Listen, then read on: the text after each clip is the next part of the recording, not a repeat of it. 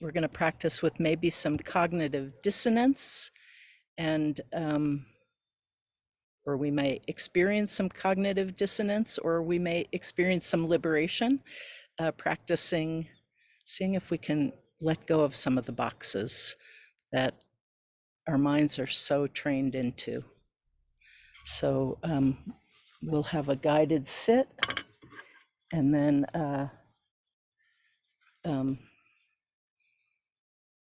then I'll share some things, and then we'll have an opportunity for Dharma sharing. So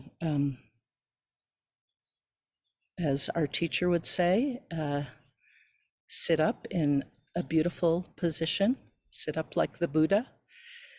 That could include laying down like the Buddha, standing like the Buddha, but to put yourself in some kind of internal uprightness for our time together.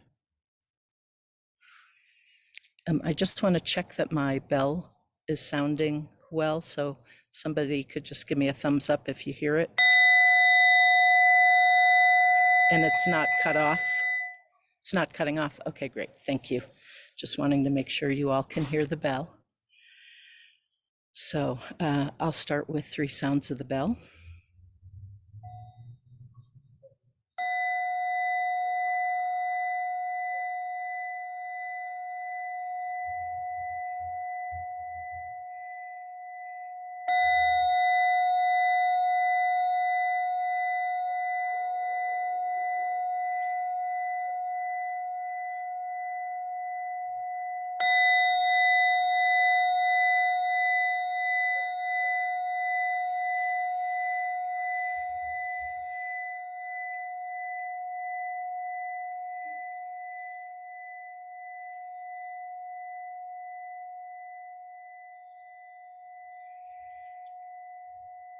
So just getting ourselves all the way here, breathing in, I know I am breathing in. Breathing out, I know I'm breathing out. Silently anchoring on the in-breath with the word in, and on the out-breath with the word out.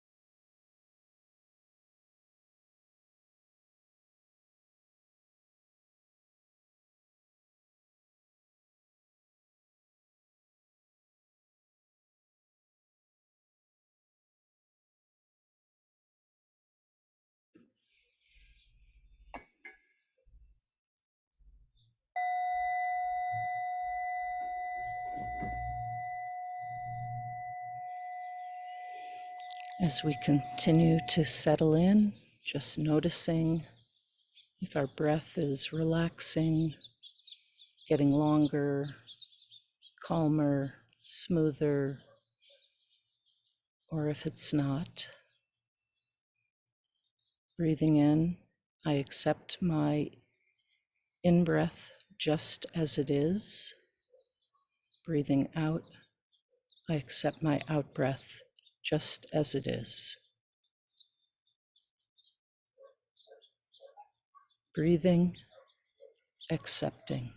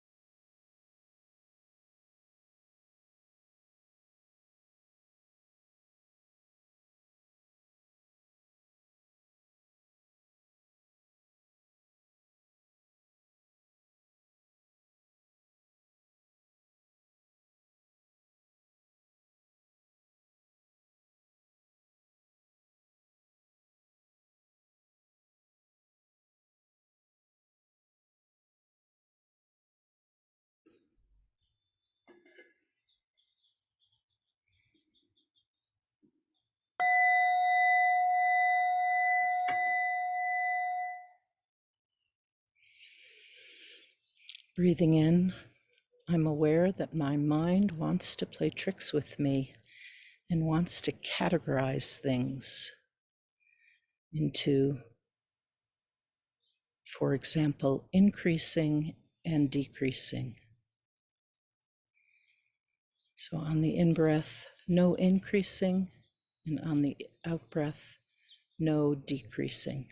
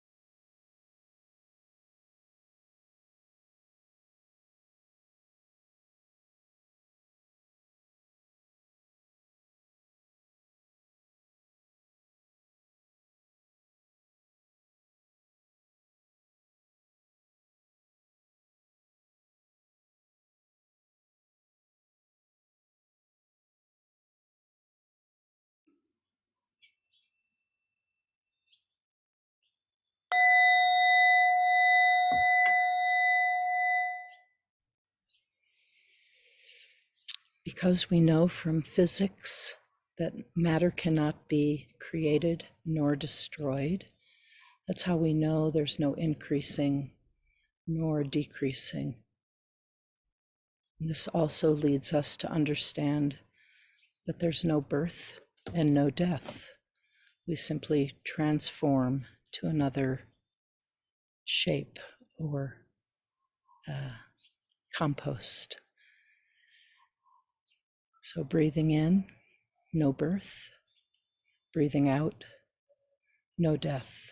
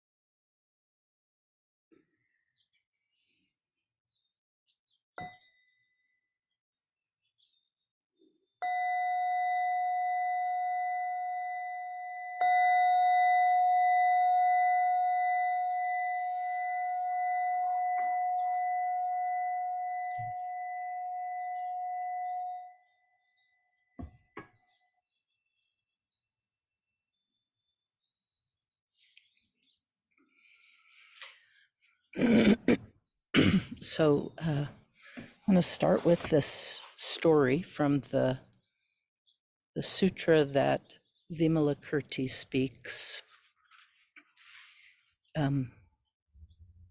This is Thay's translation and Thay's interpretation. And I'm going to say this sutra is kind of like a Shakespearean comedy. Well, maybe Shakespeare got the idea from this sutra, or maybe other comedic sutras, but it was written kind of like a play. And there's this one place where Sariputra, who is, this is a category, thought to be the best student of the Buddha. Sariputra was the Buddha's best student. And Sariputra is sent to visit Vimalakirti, who's sick. And much of what's in here is kind of making fun of Sariputra, that he's actually not very enlightened at all. And there's this one place here where a goddess appears in this fantastical kind of way that some of these Mahayana sutras are written. And at some point, Sariputra notices this goddess is enlightened and has far more skill than he does. And so Sariputra, in his skillless way, as he's portrayed in the sutra, says, well, if you're so enlightened, why are you a woman? And she responds, they have a little dialogue, and then she responds. First she says, there is no form. It doesn't matter what body I appear in. Then she turns Sariputra into a woman and herself into a man. And then she says, if you're so enlightened, to Sariputra, why don't you turn yourself back into a man? And he can't. But she turns them both back eventually. And here is from the sutra, this is Thay's interpretation. Therefore, the Buddha has said that all dharmas are not male or female. Dharmas are not born and do not die, do not increase or decrease. They are not pure or impure. So how can we be caught in the idea of male and female? For anyone who wants to know where that is, it's on page 220 in the book. So even our teacher is saying, we can't categorize in this way. Mostly what I want to talk about is about plants, animals, and maybe even a little rocks, and how much of our world is not binary. And by not binary, I don't mean gender identity. So there are humans who have gender identity, but we don't know if plants and animals and rocks have gender identities or not. The book is called The Bodhisattva Path, and you can get it at Parallax Press.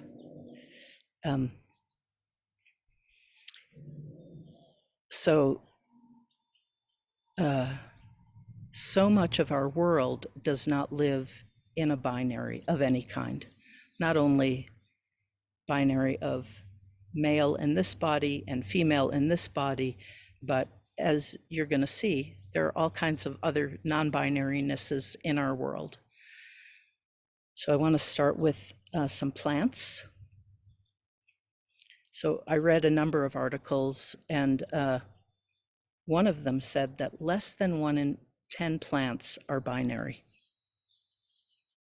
So over 90% of plants have maybe what we would call, what in our language might be hermaphrodites or intersex, because they have both male and female parts. 90% of plants. It's really kind of astounding to think of I'm going to say this over and over, the creativity of the natural world, that things are not not one way or another. Our minds, I don't know why our minds are like this, but they want to check box A or box B, right? Our minds want to categorize things. There's something, it's almost like we feel calmer if we can put a name and an identity and a categorization on something. Whereas really the world is just so much more fluid than that. Some plants actually even change their sex based on their conditions. It's really something. Animals also, I have this list of animals that are not binary, meaning that they're somehow intersex or change sex. There are lizards like the bearded dragon that is not binary. There are many, many fish, and the fish not only change, are non-binary, but they can change their sex. There are fish that when I don't know what the term is in fish, but something like the alpha male dies, the biggest female will become male. And that, how amazing is this creativity in the natural world that animals are able to do this. There are even mammals, as we know, which include humans, but in particular the olive colobus monkey is non-binary, as is the spotted hyena. So this is what our world is like. This is what Gaia is like. We live in this very creative life force.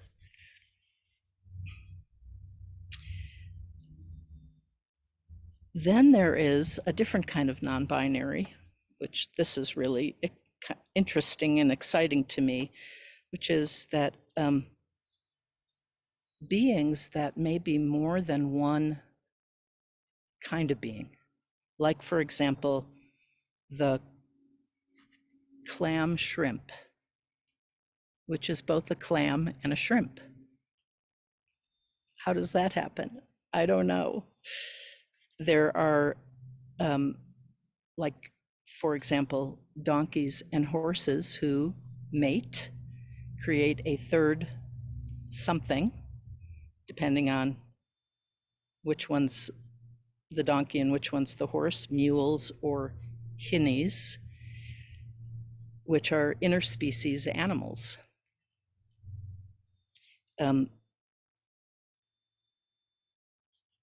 And then there is, and it gets wilder, there are beings that are both plant and animal. So we want to say everything fits in one category or another, but for example, the Venus flytrap photosynthesizes and has a mouth. And the way plants are categorized is through photosynthesis, and the way animals are categorized is through eating with a mouth. So the Venus flytrap cannot even be put in plant or animal. And there's also the sea slug, which both photosynthesizes and eats with a mouth. I just find this all very mind-blowing, right? We hear these things and we realize we can no longer just put things in categories, check a box, and say that's that. So the last one I want to mention is coral. So some of you may know what coral is categorized as, but I'm just going to point out some of the characteristics of coral. Coral is hard, like a rock. It is rooted into the seabed floor, like a plant, and it eats with a mouth.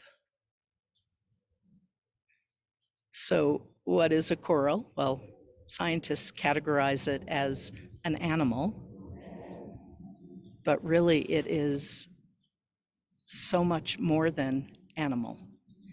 And coral is actually the animal, if we're going to use that as its kind of shorthand. It's the longest lived and largest animal on the planet. So corals started developing 25 million years ago, and they are the largest structures of biological origin anywhere on Earth. And they can live for 5,000 years. So it's quite an extraordinary being, a coral, and has all this creativity in its manifestation. So we now know our mind wants to put things in boxes, and I've just given you a few of the probably hundreds or thousands of examples of things that cannot be check one box or another.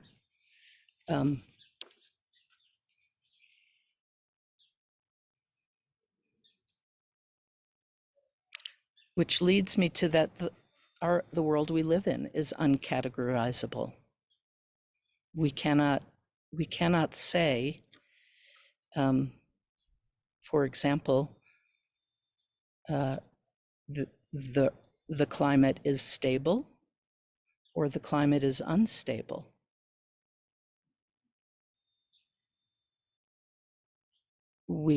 There's been a conversation on the on base camp with the Earth Holder community. If you're not on base camp, Simona, I think the only way to get on base camp is through you.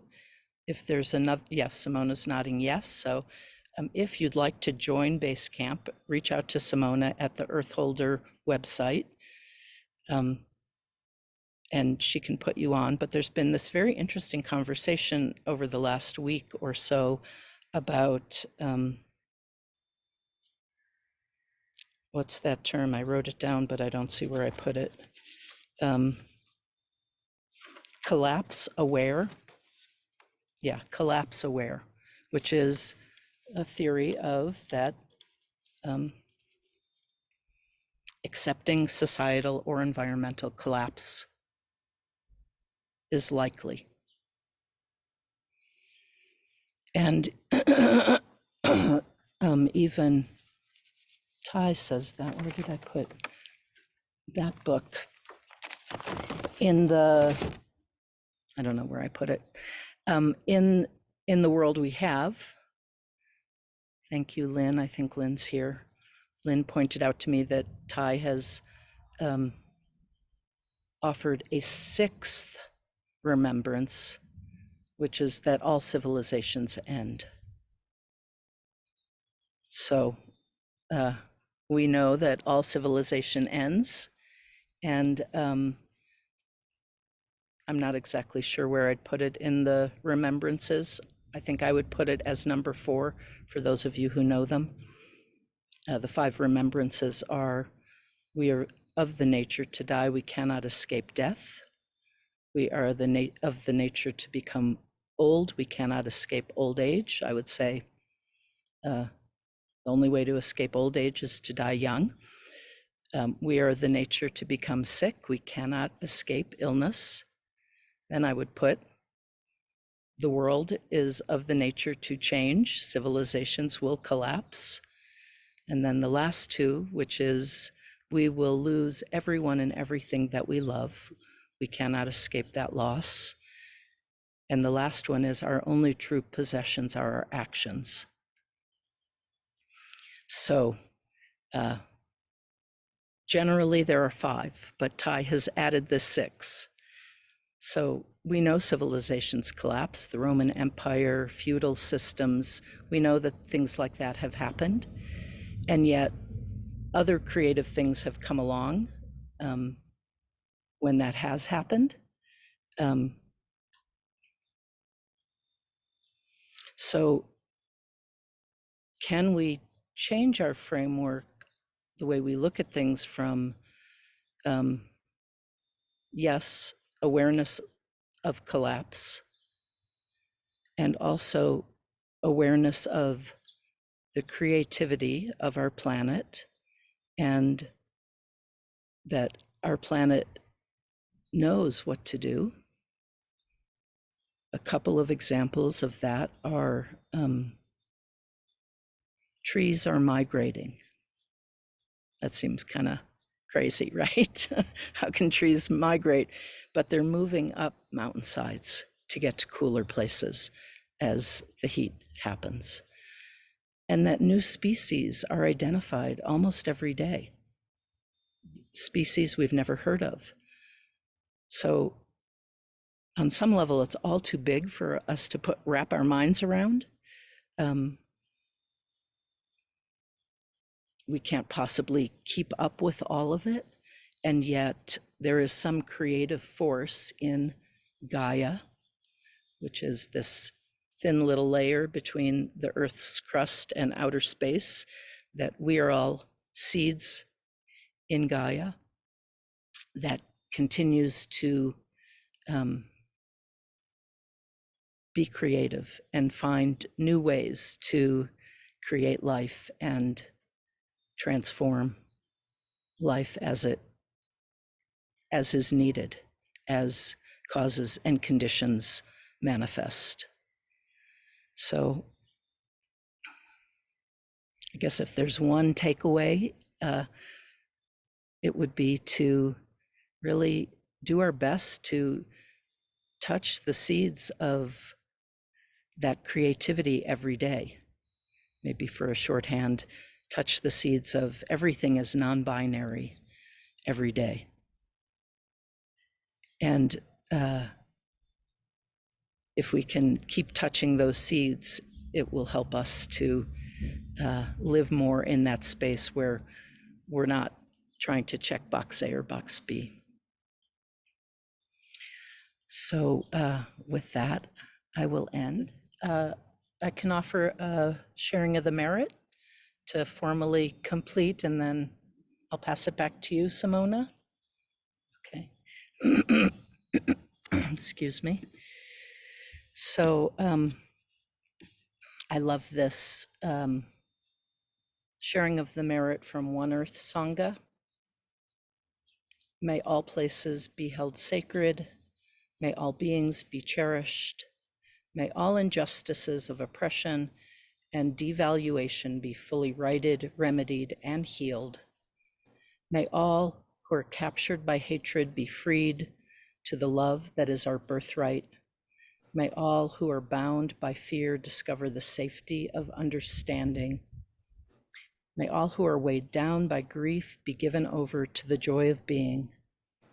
May all who are lost in delusion find a home on the path of wisdom. May all wounds to forests, rivers, deserts, oceans, all wounds to Mother Earth be lovingly restored to bountiful health. May all beings everywhere delight in whale song, bird song, and blue sky.